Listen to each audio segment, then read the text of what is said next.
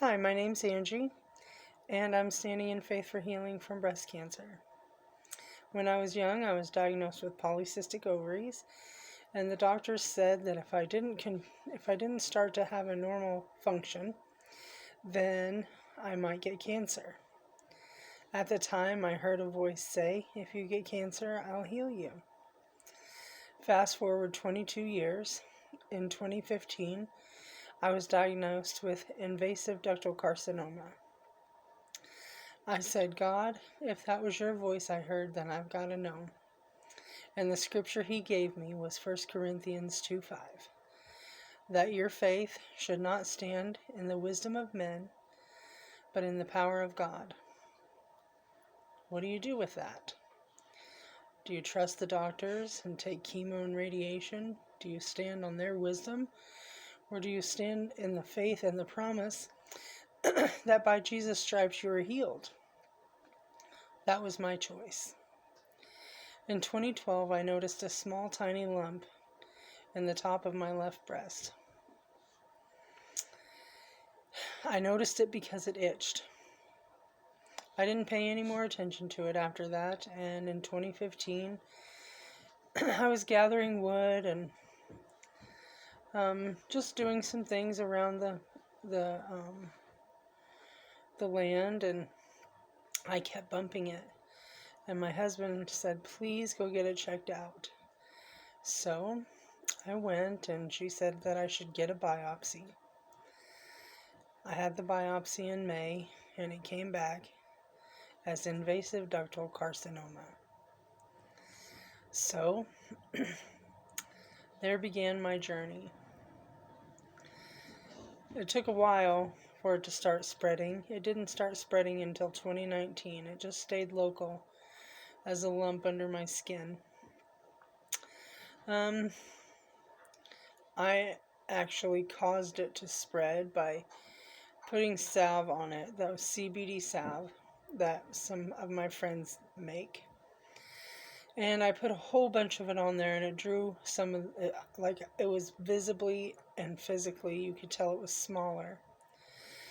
But when I looked at the bandage that I had on it, there was still salve on the bandage. It looked a little bit funny, but I just put it back on, and the next morning, under my armpit hurt. So I knew that it had spread. That was October of 2019, and by December of 2019, it had started to spread to my eye. Late December of 2019, my husband and I moved back to where we were from and to be closer to my mom. He said, "Don't you think it's time to be closer to your mom?" And I said yes, but also no, because I knew I had work to do. God has placed a calling on my life, and right now I'm just kind of stuck where I'm at. I don't drive anymore. I can't see out of my left eye, and my right eye is impaired. I go to Nazarene Bible College, but I've had to pause classes because I just can't see well enough out of my right eye to do as much research as I need to do for the exegetical paper. It's a tough class, and so I've had to take a break. I will be restored, and I will go back to school. I took a break before, and I was able to go back and do 2 more classes. But then when the 3rd class came, my eye was acting up again, and I can't read small print very well, especially on a computer screen for hours. So right now I'm taking a break from school again, but I wanted to do this video daily, just to share my experience and kind of to help myself along the journey, and just to see where I've come from and how far I've gone. I've had several significant healings when I first moved here. I couldn't see in the peripheral vision of my left eye. I still had sight, but but I couldn't see out of the peripheral vision, so I went to church that night with my mom, and I could see out of my peripheral vision again. Some time passed, and the vision in my eye slowly got worse, and even though one part of my eye was healed, the rest of it was still changing along with the cancer growing. So I just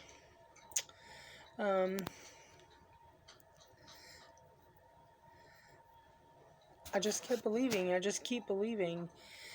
There came a separation in the color and the white of my eye. And that was healed a Wednesday night at church. And then all the lumps that I have lumps in several places, just in my lymph nodes. I have one here. I have this one. This one was actually about 3 inches in diameter, and it just kind of hung off of my neck. That has been healed.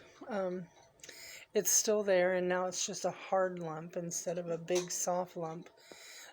But I feel the cancer reversing, and so I just want to chronicle the healing process and share that journey with you guys. There will be more videos to come. I have to just get my thoughts together and go from there, but I had to start somewhere. This is actually my first video published to the internet. I wasn't exactly even sure how to do it, so here goes.